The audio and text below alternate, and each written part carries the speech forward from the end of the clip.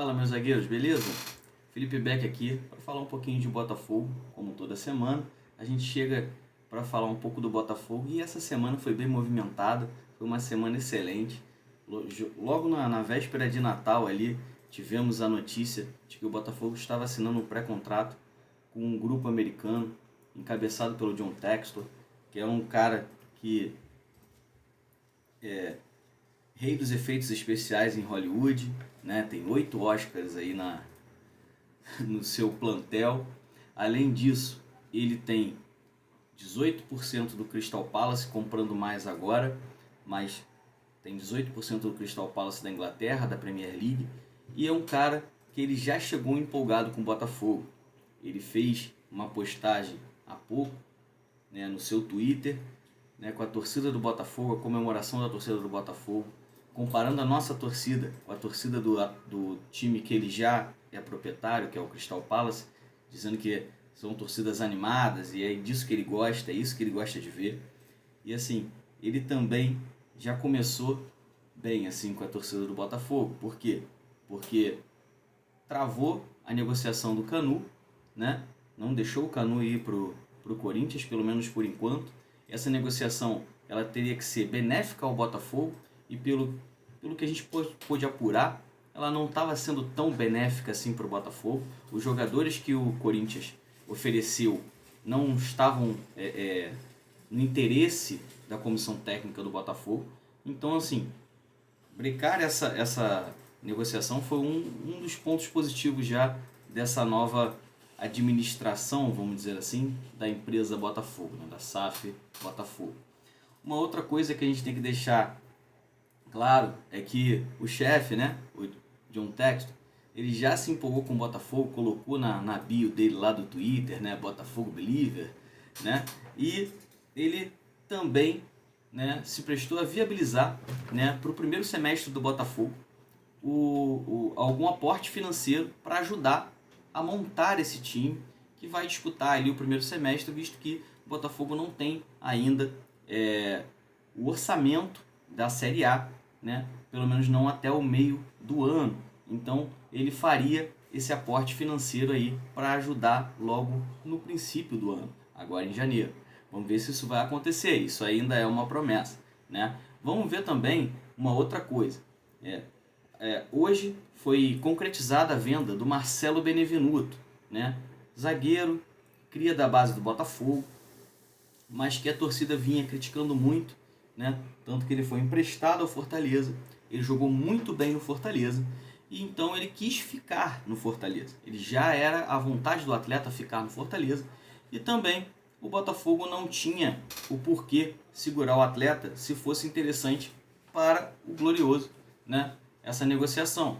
A negociação foi interessante, né? O Leão do PC pagou 5,2 milhões pelo defensor, tá? E o Botafogo, por sua vez, usou esse pagamento para quitar uma dívida com o empresário André Cury, né? E ainda ficou com 2,5 milhões dessa negociação e também com 10% dos direitos do jogador. Então, assim, não foi de todo ruim essa negociação para o Glorioso, tá? E aí vamos falar um pouquinho dos reforços, né? Os reforços, o Botafogo está muito, muito lento aí no mercado, está devagar demais, porém, né, já sinaliza aí a contratação do Vinícius Lopes, que é um atacante de 22 anos, garoto novo, vai ficar livre, né, vai assinar com o Botafogo vindo do Goiás. É um jogador que fez um campeonato discreto em 2021, né, 18 jogos e 5 gols, porque ele ficou muito afastado ali do elenco principal, às vezes não era nem relacionado, porque no ano de 2020 ele foi muito bem, mas com a queda do Goiás ele acabou sendo afastado, mas ficou ali no grupo e jogou esses 18 jogos pelo Goiás, fez esses 5 gols. Tá? Outro jogador do Goiás que, né, está aí em vias de assinar com o Glorioso é o Breno. O Breno é um volante, também joga pela lateral direita quando improvisado, tem 21 anos e ele vai ficar livre no mercado agora no dia 31. E ele já foi, tanto ele quanto o Vinícius estão aprovados pela comissão técnica do Botafogo, né, do Anderson Moreira, que já trabalhou com os dois no passado, tá?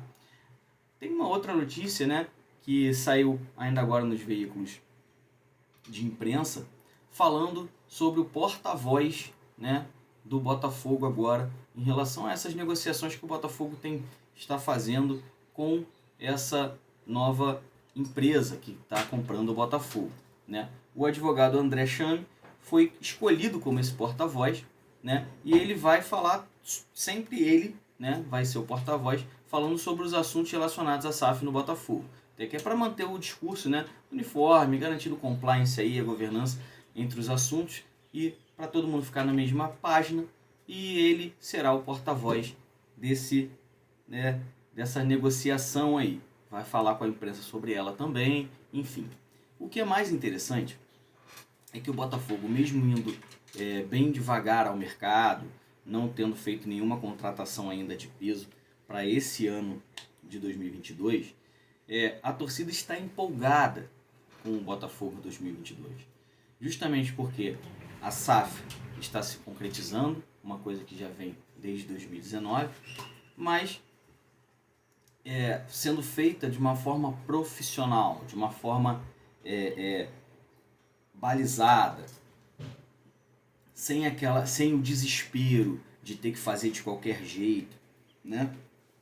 Nosso CEO Jorge Braga falou muito bem, né, a respeito disso, que tudo tem que ser feito de uma forma tranquila, de uma forma profissional, para que não ocasione nenhum problema para o Botafogo, já que o Botafogo não pode ter mais problemas, já tem problemas demais para resolver, dívidas muito grandes. Então essa negociação ela é importante para o Botafogo chegar no patamar que quer chegar, né?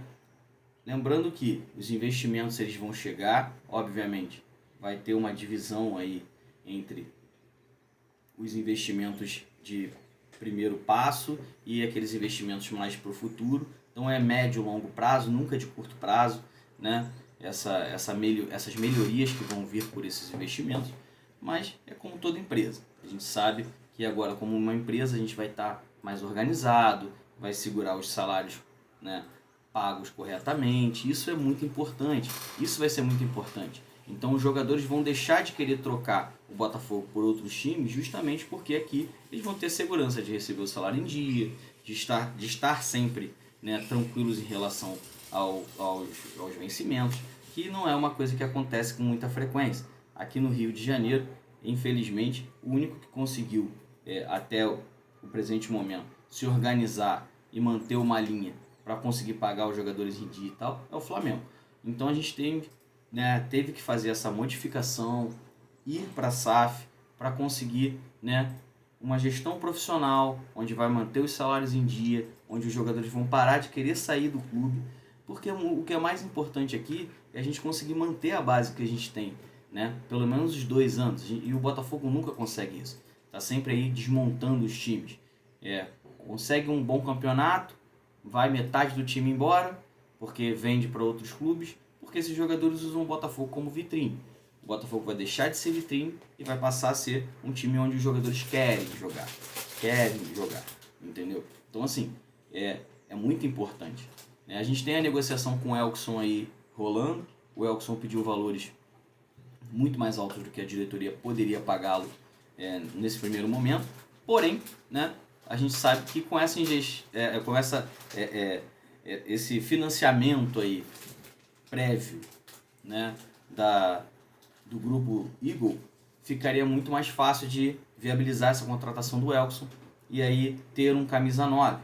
Obviamente também que vamos testar o Matheus Nascimento, deixar ele mais rodado com a copinha, mas integrá-lo nos profissionais, fazendo com que ele pegue essa experiência no profissional, que ele já pegou no ano passado, mas que ele vai ter essa experiência a mais aí agora com o Carioca, com a Copinha, né? Vai jogar a Copinha, mas vai jogar o Carioca também e vai ser integrado nos profissionais. Tomara que ele desponte aí no profissional agora. Nós precisamos dele. E a gente precisa de algumas outras posições, né? Estamos indo atrás de 2 zagueiros, né? Que é para compor o elenco. A gente tem que ir atrás também de um outro lateral. e também de atacantes pelas pontas, visto que o Luiz Fernando provavelmente não vai ficar, né? A gente tinha falado aqui anteriormente que ele poderia ficar, mas surgiu uma matéria agora dizendo que ele não vai ficar. E aos jornalistas que falam que é um absurdo os clubes se tornarem empresas, meu amigo, por favor, estude um pouquinho sobre as dívidas que os clubes têm e o porquê que elas chegaram lá, né? Por que elas estão desse jeito? É justamente porque a gestão não era profissional. Hoje, com o clube empresa, a gestão vai ser profissional. Então, ó, eu fico por aqui, agradeço a vocês todos e aproveita, deixa o seu like e segue a gente lá no Instagram, @BeckDeRoça2 também, tá bom? Grande abraço para vocês e até uma próxima.